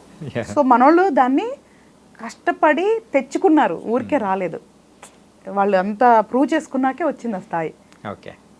అండ్ ఇప్పుడు వీటన్నిటి గురించి కొంచెం బయటికి అవుట్ ఆఫ్ ద బాక్స్ వెళ్దాం. సో రీసెంట్గా రాజకీయం వైపు వెళ్తే కొండా సురేఖ గారు మరి నాగార్జున గారి ఫ్యామిలీ గురించి కానీ అండ్ రాజకీయాన్ని సినిమా ఇండస్ట్రీ మీద అంటే రుద్దడం అనేది కూడా చేస్తూ ఉన్నారు. కొన్ని కామెంట్స్ అనేది కూడా చేశారు. అది నా నోటితో నేను అనేది చెప్పలేక నేను ఇది చెప్తున్నాను అనమాట. అది మీకు కూడా అర్థమవుతుంది. సో ఎందుకు రాజకీయ నాయకులు సినిమా వాళ్ళని ఈజీగా తీసుకోవడం అనేది జరుగుతుంది, ఎందుకు అలాగా? వాస్తవానికి చెప్పాలి అంటే ఆవిడ అన్నది అందరూ విన్నదే, కానీ ఆవిడ సినిమా ఫీల్డ్ అనేమి దాంట్లో తనేమి ఇన్సల్ట్ చేయాలి. అంటే పర్సనల్ ఇష్యూస్ అనేది కూడా పర్సనల్ ఇష్యూ మాట్లాడింది. అది ఒక మనిషి, నార్మల్ మనిషి కావచ్చు, బట్ ఆ పర్సనల్ ఇష్యూ మాట్లాడిన మనిషి సినిమా ఇండస్ట్రీ కాబట్టి అక్కడ చులకన అనుకుంటున్నాం. కానీ నిజం చెప్పాలంటే సినిమా ఇండస్ట్రీకి చాలా రెస్పెక్ట్ ఇస్తారు బయట. ఇప్పుడు ఎంజాయ్ చేసే స్టార్డమ్ కానీ ప్రతి ఒక్కళ్ళు ఇవ్వకుండా ఎట్లా వస్తుంది? ప్రతి ఫంక్షన్స్కి నువ్వు పిలిస్తే చూడు సినిమా ఇండస్ట్రీ వాళ్ళే ఎక్కువ వెళ్తారు. సో వాళ్ళు సినిమా ఇండస్ట్రీని ఎక్కడ కించపరచలేదు. ఒక పర్సనల్ ఇష్యూని ఒక రాజకీయ నాయకుడు వల్ల వాళ్ళకి అది పర్సనల్ ఇష్యూ ఇచ్చారని స్టేట్మెంట్ ఇచ్చారు. అది తప్పు. ఎందుకు? అది నిజమా అబద్ధమా పక్కన పెడితే ఆధారాలు లేకుండా మాట్లాడకూడదు, లేదా ఆ ఫ్యామిలీ కన్సర్న్ లేకుండా మనం మాట్లాడకూడదు. అసలు మన దగ్గర ఇక్కడ ఎవరు పాటిస్తున్నారు? పొలిటీషియన్స్ కానీ సినిమా వాళ్ళు కానీ ఎవరు పాటిస్తున్నారు? ఒకళ్ళ కన్సర్న్ లేకుండా ఒకళ్ళ లైఫ్ గురించి మాట్లాడే హక్కు ఎవరికి లేదు ఈ ప్రపంచంలో. అది పర్సనల్ ఇష్యూ కదా. పర్సనల్ ఇష్యూని ఇంత పబ్లిక్గా చేయాల్సిన అవసరం ఏముంది? లేదు, ఆవిడ ఫ్లోలో మాట్లాడేశారు బై మిస్టేక్ అని అయితే నేను అనుకున్నా. ఎందుకు అంత ఎమోషన్ అయిపోయి కేటీఆర్ గారి మీద ఉన్న కోపం కావచ్చు, ఫ్లోలో మాట్లాడేశారు. ఆవిడ కూడా అంత సీరియస్గా ఆలోచించలేదేమో అని నేను అనుకున్నాను. ఎందుకంటే ఆవిడ కూడా బీయింగ్ ఏ ఫీమేల్, ఆవిడ కూడా పాపం చాలా కష్టపడి వచ్చి ఉంటారు ఆ స్థాయికి. ఎందుకు అంటే ఇప్పుడు మీరే అన్నారు, ఒక ఫీల్డ్లో ఒక ఫీమేల్ ఎదగాలి అంటే డెఫినెట్గా చాలా కష్టపడాలి. అదృష్టం అనేది సెకండరీ అవుతుంది. ఫస్ట్ హార్డ్ వర్కే ఉండాలి, ఎస్పెషల్లీ పొలిటికల్లో. పాపం ఆవిడ చాలా కష్టపడి వచ్చి ఉంటారు. కానీ అట్లా గబుక్కున ఎందుకు అనేసారు అనేది అంతే. ఇంకా ఇప్పుడు మైకులు మీడియా వాళ్ళంతా పెట్టేసినప్పుడు మాట్లాడేసినప్పుడు వాళ్ళు కూడా ఎడిట్లో తీసేయచ్చు, వాళ్ళు తీరు కదా. సో ఇది రెండు పరంగా మిస్టేకే. సో ఆవిడ పాపం అలా అంటాం తప్పే, ఎందుకంటే వాళ్ళ ఫ్యామిలీ వేరే ఫ్యామిలీని అనకూడదు. ఎందుకు అనకూడదు అంటే వాళ్ళు ఏదో ఇబ్బందులు పెడతాం వల్ల ఆ అమ్మాయి వెళ్ళిపోయింది అన్నా కూడా తప్పే ఉండదు, ఎందుకంటే ప్రతి చోట కామన్గా మాట్లాడుతుంది.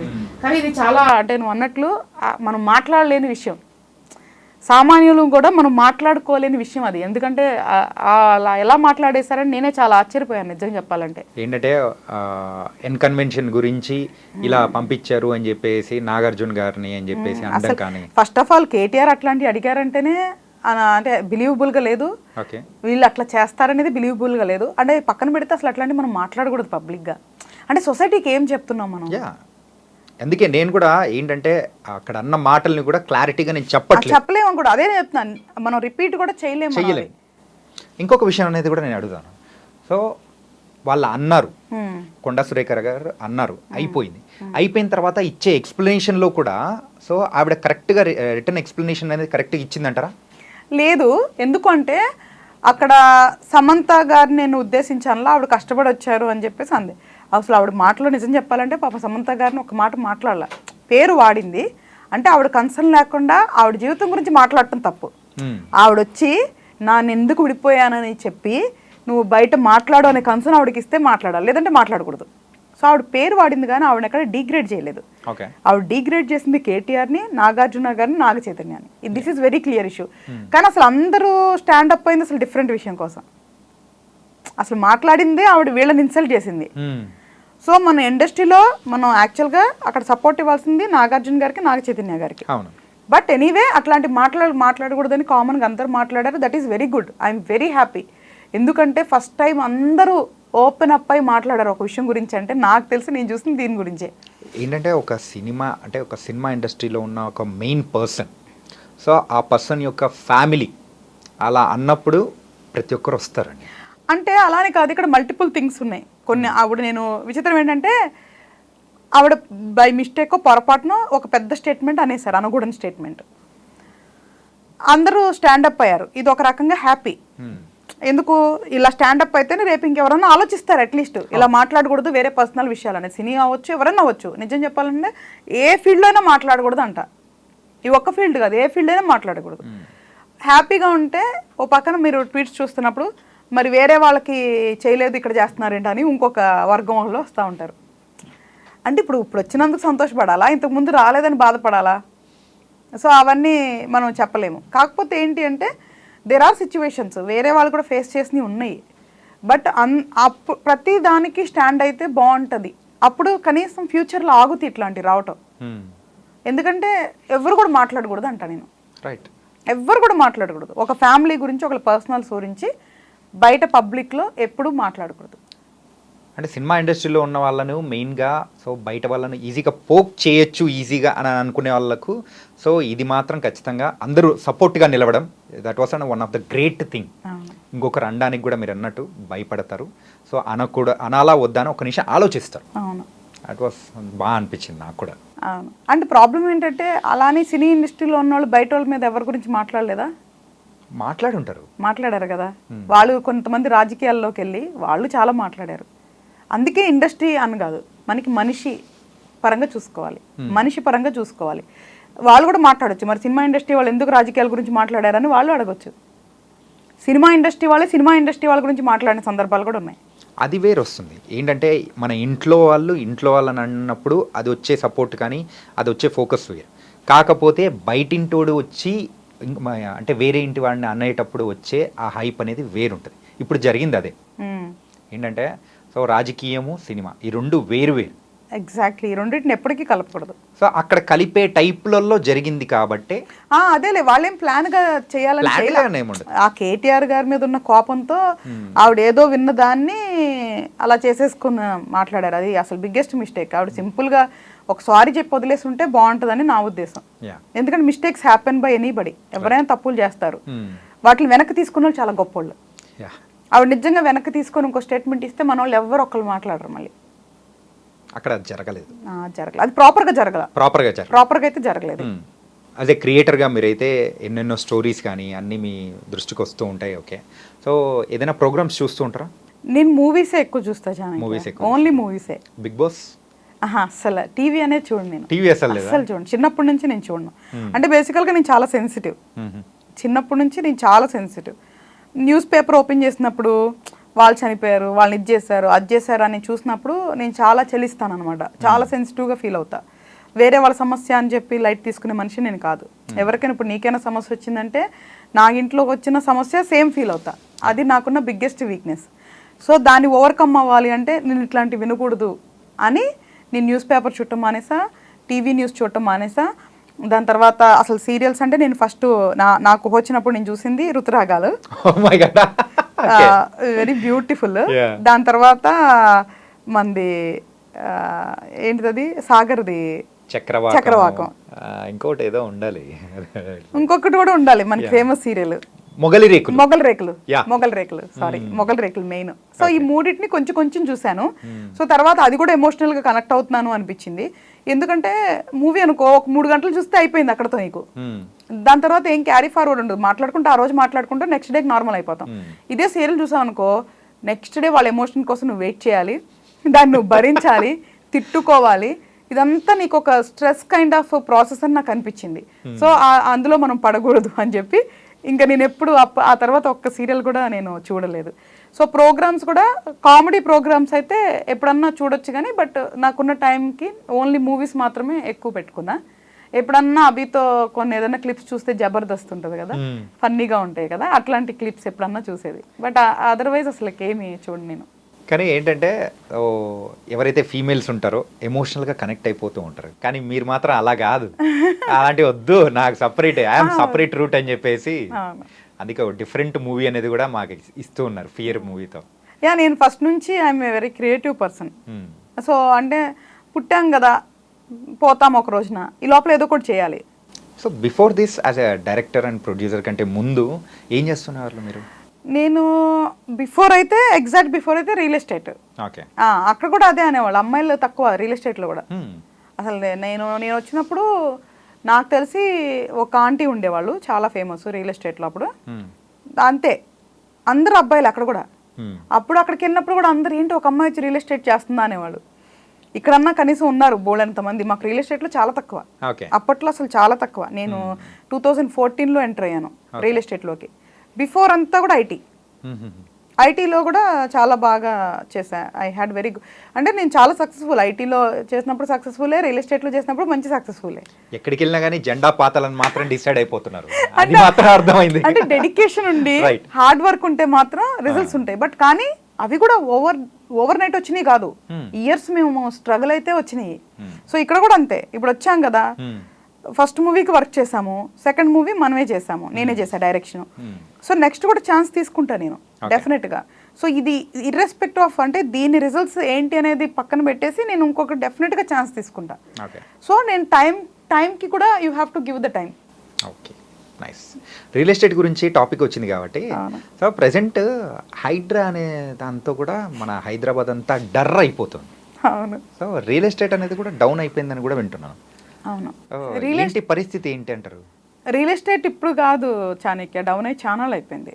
అంటే మేము లాస్ట్ టైం ల్యాండ్ తీసుకున్న తర్వాతే డౌన్ అయింది యాక్చువల్గా. 2023 ఫిబ్రవరి మేము ఒక ల్యాండ్ తీసుకొని, అప్పుడు తర్వాత మే జూన్ దగ్గర నుంచే డౌన్ ఉంది మార్కెట్. ఎందుకంటే దానికి ఎలక్షన్స్ టైం కదా, సో ఎలక్షన్స్ అయిపోతా సెట్ అయిపోతుంది అనుకున్నాం. ఎలక్షన్స్ అయిన తర్వాత ఎప్పుడైతే గవర్నమెంట్ మారిందో స్టార్ట్ అయింది రియల్ ఎస్టేట్. నిజం చెప్పాలంటే చాలా కష్టాలు పడుతున్నారు ఇప్పుడైతే ప్రెసెంట్. సో బాగాలేదు అసలు మార్కెట్ అయితే, అస్సలు బాగాలేదు. అంటే హైడ్రా గురించి కాదు, బిఫోరే బాగాలేదు, వాస్తవంగా మాట్లాడాలి మనం. ఈవెన్ బిఫోర్ ఎలక్షన్స్ కూడా డౌనే ఉంది out side market. City construction కాకుండా ల్యాండ్స్ అవుట్ సైడ్ డౌన్ ఉంది, ఎప్పటి నుంచో డౌన్ ఉంది. తర్వాత ఎలక్షన్స్ అయిన తర్వాత పికప్ అయింది అనుకున్నాం, అవ్వలేదు. బట్ గవర్నమెంట్ మారాక కొంచెం టైం పడుతుంది కదా, వాళ్ళు ఏదో ఒకటి చేయాలి, డెఫినెట్గా ఏదో ఒకటి ఇంప్రూవ్మెంట్స్ వస్తున్నప్పుడే టైం పడుతుంది. స్టేబుల్గా ఉంది, అలా అని పడిపోలేదు ఏమీ, అలా ఆగిపోయి ఉంది. సో దాని తర్వాత మనకు పడింది ఇప్పుడు హైడ్రా పడింది. సో దీని తర్వాత ఎలా ఉందంటే అన్ప్రెడిక్టబుల్గా ఉంది. అంతకుముందు ఒక హోప్ ఉండేది, ఆయన ఏదో ఒకటి మంచి పనులు చేస్తే మళ్ళీ ఆటోమేటిక్గా పిక్ అవ్వచ్చులే, ఎందుకంటే కేసీఆర్ కేటీఆర్ వాళ్ళు నిజంగా చాలా ఇచ్చేయటం వల్లే రియల్ ఎస్టేట్ ఆ స్థాయికి వెళ్ళింది అప్పుడు హైదరాబాద్లో. సో మళ్ళీ ఈయన కూడా డెఫినెట్గా రియల్ ఎస్టేట్ పర్సనే కదా రేవంత్ గారు కూడా. సో ఆయన అన్నారు కూడా, నేను నా వీడియో చూశాను, ఆ వీడియో చూసినప్పుడు కూడా ఐ వాజ్ సో పాజిటివ్, నేను రియల్ ఎస్టేట్ మనిషిని, నాకు తెలుసు ఎట్లా చేయాలో వచ్చినప్పుడు అన్నారు. సో డెఫినెట్గా ఇంకా బెటర్గా అవుతుందిలే అని మేము చాలా ఈగర్గా వెయిట్ చేస్తుండే. సో ఇప్పుడైతే లేదు, సిచ్యువేషన్ అయితే వెరీ బ్యాడ్గా ఉంది. హైడ్రా వల్ల ఇంకొంచెం డ్యామేజ్ అవ్వచ్చు, బట్ ఇది ఎంతవరకు సస్టైన్ అవుతుంది, దీని తర్వాత ఏంటనేది ప్రెడిక్ట్ చేయలేకపోతున్నాం. సో అంటే ఎన్ని ఇయర్స్లో కోలుకుంటుందని కూడా చెప్పడం లేదు లేదు. అంతకుముందు అయితే ఆయన ఏదో ఒకటి చేస్తారు కాబట్టి, ఒక ప్రభుత్వం మారిన తర్వాత 6 నెలలకు 1 ఇయర్కో we will see the growth అని ఒకటి అనుకుంటాం. ఇప్పుడు అది లేదు, ఇప్పుడు అది మనం చెప్పలేం. అలానే ఇన్వెస్ట్మెంట్స్ జరగట్లేదా అంటే అడపా జరుగుతున్నాయి, బట్ చాలా తగ్గిపోయింది. యాక్చువల్గా ఒక రకంగా అది గవర్నమెంట్కి కూడా లాసే, ఎందుకంటే స్టాంప్ డ్యూటీలు, రిజిస్ట్రేషన్ బోల్డ్ డబ్బులు వస్తాయి వాళ్ళకి. ఇప్పుడు అది కూడా కొంచెం తక్కువైపోయింది. నిన్ననే చూసాను న్యూస్. ఇల్లు తీసుకునే వాళ్ళు కూడా కొంచెం తక్కువైపోయారు. అంటే ఇక్కడ మనం చేసే ఇన్వెస్ట్మెంట్ ఏదో అదేదో ఊర్లలోనే చేసుకుంటే బెటర్ కదరా బాబు అని చెప్పేసి అక్కడ పెరుగుతున్నాయని వింటున్నాను. అవును, ఒక రకంగా అది కూడా మంచిదేలే, ఏది జరిగినా మంచి అనుకోవాలి. బట్ కాకపోతే ఇప్పుడు ఉన్న సిచ్యువేషన్ ఏంటంటే మూమెంట్ లేదు, వ్యాపారం లేదు. అంటే ఎక్కువ తక్కువ అనేది పక్కన పెడితే కొంచెం రొటేషన్ మూమెంట్ ఉన్నప్పుడు వేరేగా ఉంటుంది. ఇప్పుడు అది అండ్ హైడ్రా వల్ల అంటే సామాన్యులు బాధపడ్డప్పుడు ఆ వీడియోస్ చూసినప్పుడు అయితే చాలా బాధ అనిపించింది నాకు. Okay, forget about real estate market, ఏముంది ఈ రోజు కాదు రేపైనా లేస్తుంది, భూమి నమ్ముకున్నాడు ఏ రోజు మోసపోడు అనేదనే మేము నమ్ముతాం. కాకపోతే యూ హ్యావ్ టు ఆ టైం పాస్ అవ్వటం కొంచెం ఇబ్బంది అవుతుంది తప్ప వేరేది ఏమి ఉండదు. బట్ కానీ ఎందుకు తను ఆయన మొదలుపెట్టిన ఇది బాగుంది, ఇనీషియల్గా చేసిందంతా బాగానే ఉంది, సడన్గా అది వేరేగా వెళ్ళిపోయింది. అది వాజ్ లైక్ ఏం జరుగుతుందన్నది అర్థం కాలేదు ఎవరికి కూడా. ఎవరు కూడా ఎవరికి వాళ్ళు సెల్ఫ్ డిస్ట్రాక్షన్ చేసుకోరు కదా. లేదు, ఎందుకంటే రేవంత్ గారు ఇన్ని సంవత్సరాలు కష్టపడి ఇంత మంచి ఆపర్చునిటీని ఆయన అట్లా చేసుకుంటారా అనేది నాకే అర్థం కావట్లేదు ఒక సామాన్యులు రాలుగా అసలుకి. ఈ హైడ్రా ఎఫెక్ట్ ఏదైతే ఉందో రియల్ ఎస్టేట్కి దెబ్బగానే ఉంది. కాకపోతే ఎప్పుడైతే ఈ హైడ్రా అనేది తెచ్చి సో ముందుకు తీసుకెళ్తున్నారో అక్కడ లాట్ ఆఫ్ అప్రిషియేషన్స్ అనేది కూడా వచ్చాయి. ఏంటంటే కొన్ని చెరువు పరిధిలో ఉండేటి, సో ఇప్పుడు హైదరాబాద్లో ఏదైనా వరద వచ్చిందంటే, ఏదైనా ప్రాబ్లం అయిపోతుందంటే దాన్ని ఫ్యూచర్లో రాకూడదనే ఉద్దేశంతో చేస్తున్నారు, మంచి పని అనే పొగిడిన వాళ్ళు కూడా చాలామంది ఉన్నారు. అంటే చెయ్యొచ్చు, కానీ దాన్ని స్మూత్గా హ్యాండిల్ చేయాలి కదా అంట. నేనేమంటానంటే ఎప్పుడు నేను యాజ్ ఎ పర్సన్గా, ఎందుకంటే నేనేం పాలిటిక్స్లో లేను, నేను అసలు ఎవరికి సపోర్ట్ చేయను. ఎవరు మంచి చేస్తే వాళ్ళే మనకి గుడ్, ఎవరు చెడు చేస్తే వాళ్ళు చెడు చేస్తారని చెప్తాం. అసలు నేను వ్యక్తి పూజ చేసే మనిషిని నేను అసలు కాదు, నేను ఓన్లీ వాళ్ళ యాక్షన్స్ గురించే మాట్లాడతాం. సో ఇప్పుడు హైడ్రా నువ్వు అన్నట్లు అది మంచి కాస్ట్తో చేశారు. నేను ఎప్పుడూ అప్రిషియేట్ చేస్తానంటే ఆ పర్మిషన్స్ ఇచ్చిన వాళ్ళని సస్పెన్స్ చేసి వాళ్ళతో పెనాల్టీ కట్టిస్తే ఫస్ట్ నేను అప్రిషియేట్ చేస్తాను. ఓకే, ఎందుకంటే గవర్నమెంట్ ఈవెన్ టీఆర్ఎస్ గవర్నమెంట్ ముందు కూడా జరిగినాయి, కొన్ని ఇయర్స్ బ్యాక్ వెళ్ళి జరిగినాయి అవన్నీ. సో అంటే గవర్నమెంటే తప్పు చేసింది. బిల్డరు తెలుసుగా, పర్మిషన్స్ తెచ్చుకున్నారుగా, డీవియేషన్ చేసి వాళ్ళు డబ్బులు సంపాదించుకున్నారుగా, వాళ్ళకి నువ్వు పనిష్మెంట్ చేస్తే ఐ రెస్పెక్ట్. పర్మిషన్స్ ఉన్నాయని వెళ్ళి కొనుక్కున్న ఒక సామాన్యుడిని, మేబీ వాళ్ళకి నాలెడ్జ్ లేకపోవచ్చు, వాళ్ళకి చదువు రాకపోవచ్చు, ఏదో తక్కువకు వస్తుందని తీసుకొని ఉండొచ్చు, లేదా పర్మిషన్స్ ఉన్నాయని తీసుకోవచ్చు, వాళ్ళు ఎట్లా బాధితులు అంటారు. ఆ విషయంగా నేను అప్రిషియేట్ చేయలేను. నువ్వు పనిష్మెంట్ ముగ్గురికి ఇచ్చావా అనుకో, వీళ్ళు డబ్బులు పెట్టుకున్నారు, వీళ్ళేం తప్పు చేశారు, వాళ్ళు డబ్బులు మొత్తం వెనక్కి ఇప్పించాలి అప్పుడు మరి వాళ్ళతో, అప్పుడు కరెక్ట్. వాళ్ళ డబ్బులన్నీ ఇప్పించి ఇప్పుడు రోడ్డు పగలు కొడుతుంటారు, వాళ్ళు కంపన్సేషన్గా ఆ పక్కన ఉన్న వాళ్ళకి ఏదో ఒకటి ఇచ్చి కంపన్సేషన్గా చేస్తుంటారని నేను విన్నా. మరి వీళ్ళకేంటిది, ఆ ప్రాపర్ ప్లానింగ్ ఉండాలి కదా, ప్రాపర్ నోటిఫికేషన్ ఉండాలి కదా. సో అది ఆ వెళ్ళిన పద్ధతి తప్పు. ఎందుకంటే డెఫినెట్గా చెడు చేయాలని ఆ స్థాయిలో ఉన్న వాళ్ళు అనుకుంటారంటే నేను నమ్మను. ఎందుకంటే అది బీయింగ్ సీఎం అనేది చాలా గొప్ప అవకాశం. ఎందుకు వాళ్ళంతరకు వాళ్ళు ఇచ్చేసుకుంటారు? మేబీ పర్పస్ మంచిగానే స్టార్ట్ చేసి ఉండొచ్చు, బట్ ఎప్పుడైతే డీవియేషన్ తీసుకుంటుందో వాళ్ళు వచ్చి మాట్లాడాలంటున్నా. సో ఆయన కూడా ఒక సామాన్యుడు లాగా వచ్చి ఎవరైతే బాధపడ్డారో వాళ్ళకి అపోలసైజ్ చేయాలి, వాళ్ళ దగ్గరికి వెళ్ళాలి, వాళ్ళకి ఏం జరిగిందో నష్టం పర్సనల్గా కనుక్కోవాలి, వాళ్ళకి ఏదో ఒకటి ఆధారం చూపించాలి, అప్పుడు మనిషిగా గొప్పోళ్ళు అవుతారు.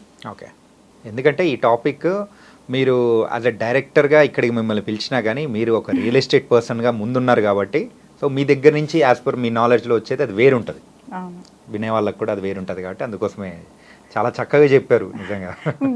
వీటిలన్నిటికీ ముందు మనం మనుషులం కదా, Right. సామాన్యులం. ఎమోషనల్ ఎవరికైనా కష్టమే కదా. ఈ రోజు మనం ఉన్న ఇల్లు బాగుంది, వాళ్ళ ఇల్లు పడిపోయింది అంటే రేపు ఏమో ఇక్కడ కొత్త రూల్ రావచ్చేమో మనం ఉన్న చోట కూడా. అప్పుడు ఆ తెలుస్తుంది, భయాలు కూడా ఉన్నాయి చాలా మందిలో అప్పుడు కూడా. తెలుస్తుంది. అంతే తప్ప మనకు కాదు కదా, మనకేంటి అనుకోబట్టే ఈ రోజు సొసైటీ ఇలా ఉందని నమ్ముతున్నా. ఫియర్ అనే మూవీ అనేది కూడా యాజ్ ఎ డైరెక్టర్ డెబ్యూ డైరెక్టర్గా చేశారు. ఓ డెబ్యూ డైరెక్టర్గా ఎవరైనా కానీ రావాలి, ఒక మంచి స్టోరీ తీసుకొని ప్రజెంట్ చెయ్యాలి అని అనుకునేటప్పటికీ వాళ్ళకు చాలా బాధలు అనేది కూడా వస్తూ ఉంటాయి. మెయిన్గా అయితే ఒక ఎగ్జాంపుల్ తీసుకుంటే మన సందీప్ రెడ్డి వంగ గారు అయితే అర్జున్ రెడ్డి ఆ స్టోరీ తీసుకొని చాలామంది హీరోస్ దగ్గరికి తిరిగారు, ప్రొడక్షన్ హౌసెస్ తిరిగారు. వాళ్ళందరూ నమ్మకం అనేది పెట్టుకోలేదు. కానీ ఇవన్నీ అంటే ఆయన ఫెడప్ అయిపోయి ఓన్ మూవీ ఓన్ ప్రొడక్షన్ పెట్టుకొని తీసి సక్సెస్ అయ్యారు. సో అలా చాలామంది చేస్తున్నారు. సో అలా ఎందుకు సక్సెస్ అవుతున్నారు, ఎందుకు ప్రొడ్యూసర్స్ అనేవాళ్ళు నమ్మలేకపోతున్నారు? Any reason behind that? అంటే ఇప్పుడు క్రియేటర్స్ ఎట్లా అంటే విజువలైజేషన్లో చూస్తారు.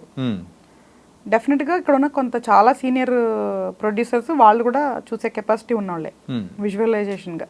సో స్టోరీ చెప్పినప్పుడు విజువలైజేషన్గా చేసినప్పుడు ఎట్లా ఉంటుందంటే వీళ్ళు చాలా అడ్వాన్స్డ్గా ఉంటారు.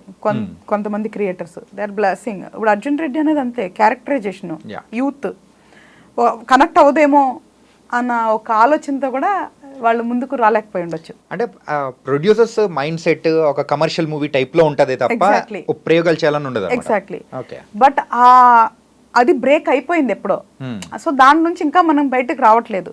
అందుకే నువ్వు చూస్తుంటే చాణక్య ఏదైతే కమర్షియల్ ఫార్మాట్లో తీసిన మూవీసే ఎక్కువ ఫ్లాప్ అయినాయి. రైట్. కంటెంట్ మూవీస్ మాత్రమే ఓవర్కమ్ అయి వెళ్తాయి ఈరోజు, irrespective of the stars. Content ఉంటేనే ఎంతో కొంత ముందుకెళ్తున్నాయి, లేదు అంటే ఆగిపోతున్నాయి.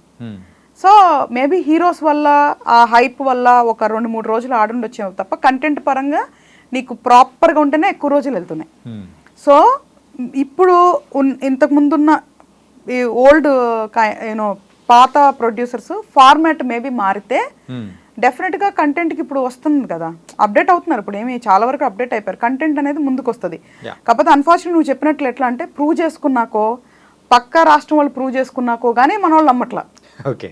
ఇప్పుడు అదే ప్రాబ్లమ్. ఇప్పుడు ఫర్ ఎగ్జాంపుల్ నువ్వు చూస్తే మంది కూడా స్క్రీన్ ప్లే బేస్డ్ మూవీ కదా, ఇది కంటెంట్ బేస్డ్ మూవీనే మంది కూడా, కమర్షియల్ ఫార్మాట్ మూవీ కాదు. ఇదే నేను మలయాళంలో తీసాను అనుకో, చాలా గొప్పదాన్ని అయిపోతాను ఇక్కడికి వచ్చి. నేను అరే మన తెలుగు అమ్మాయి అక్కడ మలయాళం తీసి పేరు వచ్చింది, బాగుంది, మలయాళం సినిమా అంటే చూస్తారు. అదే నేను ఇక్కడ తీయాలి అదే స్టోరీ అన్నప్పుడు ఇబ్బంది అవుతుంది. మలయాళంలో కొత్త వాళ్ళని పెట్టి కూడా తీస్తారు, మన వాళ్ళు చూస్తారు, మన వాళ్ళకి ఎవ్వరు తెలియదు, భాష కూడా రాదు, సబ్ టైటిల్స్ చదువుకుంటూ చూసుకుంటాం. అదే మన వాళ్ళు కొత్త వాళ్ళని పెట్టి తీస్తే చాలా కష్టం. సో ఈ వేరియేషన్స్ అనేది కొంచెం మారాలి. మేబీ ఇప్పుడు మనకి వారానికి 10 సినిమాలు వస్తున్నప్పుడు వాళ్ళు అందులో బెస్ట్ టాప్ స్టార్స్వి లేదా టాప్ వాళ్ళే ఎంచుకుంటారు.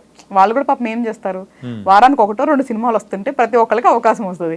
ఇప్పుడు వారం నువ్వు చూస్తుంటే ఈ ఇయర్లో 5-6 మూవీస్ తక్కువ లేదు. ఇంకా ఆడియన్స్ ఏమని అడగాలి మనం కూడా, వాళ్ళు సంపాదించుకునేది ఎంటర్టైన్మెంట్ మూవీకి పెడుతున్నారు. నువ్వు చూస్తే ఇన్ని క్రోర్స్ ఆఫ్ ఫండింగ్ వచ్చేది ప్రజల దగ్గర నుంచి, ఎంత జనరేట్ అవుతుంది. ఇప్పుడు కలికి 1000 crores అంటున్నారు, ఎక్కడి నుంచి వచ్చింది? అంత మెయిన్ మిడిల్ క్లాస్ ఫ్యామిలీ నుంచి, బీసీసీ సెంటర్ నుంచే వస్తున్నాయి.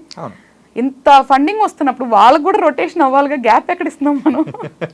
సో ఆ రూమ్ దొరకట్లేదు. సో రెండోది ఏంటంటే ఒక డైరెక్టర్కి విజువలైజేషన్ని ప్రొడ్యూసర్ ఇప్పుడున్న ట్రెండ్లో నమ్మగలిగితే నువ్వు అన్నట్లు అలాంటి మంచి డైరెక్టర్స్కి అవకాశాలు వస్తాయి డెఫినెట్గా. అలా చాలా టైం వెయిట్ చేయాల్సి వస్తుంది. ఇప్పుడు బింబిసారా, ఆయనకి ఎంతో కొంత లిటిల్ మంచి బ్యాక్గ్రౌండే ఉంది, కానీ ఆయన ఎన్ని సంవత్సరాలు వెయిట్ చేయాల్సి వచ్చింది ఆ స్టోరీ. వశిష్ఠ గారు ఆ స్టోరీ నమ్మి తీయటానికి ఇప్పుడు చూడు ఆయన అందరు నమ్ముతారు, కానీ అది ఆయన పాపం నువ్వు అన్నట్లు ఎంత కష్టపడి ఉంటారు, ఎంత వెయిట్ చేస్తుంటారు. అన్ని ఇయర్స్ ఒకళ్ళు డైరెక్టర్గా ఒక ఆపర్చునిటీ కోసం వెయిట్ చేయటం అంటే ఎంత కష్టమైన పని. వేరే ఫీల్డ్స్ కన్నా అక్కడన్నా ఇక్కడన్నా సంపాదించుకోవచ్చు, డైరెక్టర్కి మాత్రం ఏం ఉండదు. ఒక స్టోరీ పట్టుకుంటే అది కంప్లీట్ అయ్యే వరకు అది ఒక్కటే చేసుకుంటూ ఉండాల్సి వస్తుంది. సో అట్లాగా. సో డెఫినెట్గా ఇప్పుడు ఉన్న దాంతో మనం కూడా స్లోగా అప్గ్రేడ్ అవుతూ ఉంటే అవకాశాలు అనేది వచ్చేదానికి అవకాశం ఉంటుంది. సో బట్ కానీ కంటెంట్ బాగుండాలి. ఎందుకంటే ఏదేదో పట్టుకొని రొటీన్ తీసుకొని వచ్చి క్వాలిటీ లేకుండా చేస్తే మన వాళ్ళు చూడరు. మన వాళ్ళు క్వాలిటీ ఉండాలి, కంటెంట్ ఉండాలి, ఫేస్లు ఉండాలి, మోర్ దాన్ ఎనీథింగ్ ఫేస్లు కూడా ఉండాలి. కానీ ఇంకో విషయం ఏంటంటే సో మూవీకి ప్రొడక్షన్కి ఖర్చు పెట్టే ఖర్చు సో అక్కడ పబ్లిసిటీకి కూడా సేమ్ అదే టైప్లో పెడుతున్నారని కూడా వింటున్నాం. Is it true? అంటే అంత కాదు, కొంత పర్సెంట్ అయితే పెట్టాలి పబ్లిసిటీకి. ఎందుకు అంటే ఒక మూవీ మనం తీసిన తర్వాత రీచ్ వెళ్ళాలంటే పబ్లిసిటీయే. ఓకే. సో డెఫినెట్గా పబ్లిసిటీ ఖర్చు పెట్టాలి, లేదంటే అసలు ఎట్లా తెలుస్తుంది? ఇప్పుడు నేను సినిమా తీసా, ఇంటర్వ్యూస్ అంటే మీరేం డబ్బులు తీసుకోరు. ఇప్పుడు నేను థియేటర్లో ట్రైలర్ వేయాలి, డబ్బులు కట్టాలి, ఎక్కడన్నా స్క్రీన్స్లో మన వేయాలి, బయట హోర్డింగ్స్ పెట్టాలి, బోర్డులు పెట్టాలి, ఇవన్నీ మనం ఖర్చు పెట్టాల్సిందే కదా. ఓకే. సో వాటికి ఖర్చు అవుతుంది. సో డెఫినెట్గా ఆడియన్స్ తెలియాలి కదా. ఇప్పుడు మనం ఉన్నాం, ఫియర్ మూవీ వస్తుందని నేను 10 ప్లాట్ఫామ్స్లో చెప్తే కానీ ఓకే వస్తుంది అని వాళ్ళకి ఒక ఇంట్రెస్ట్ ఉంటే వస్తారు. సో పబ్లిసిటీ అనేది ఇంపార్టెంట్ కంపల్సరీగా ఈ రోజుల్లో. మెయిన్గా అయితే కీ రోల్ అనమాట. చాలా కీ రోల్. చాలా key role. Right. So guys, మరి ఫియర్ మూవీ తొందరలో థియేటర్స్లో కూడా మనందరినీ చక్కగా ఎంటర్టైన్ చేయబోతుంది. ఇప్పటికే బోల్డ్ అని అవార్డ్స్ అండ్ క్రిటిక్స్ యొక్క అప్రిసియేషన్స్ అనేది కూడా వచ్చాయి. కాబట్టి థియేటర్లో చూసి మనందరం కూడా ఎంజాయ్ చేసేద్దాం. సో ఇది వాళ్ళ మన ఇంటర్వ్యూ. మరో ఇంటర్వ్యూతో మళ్ళీ కలుద్దాం. అంతవరకు take care. This is your Chanakya.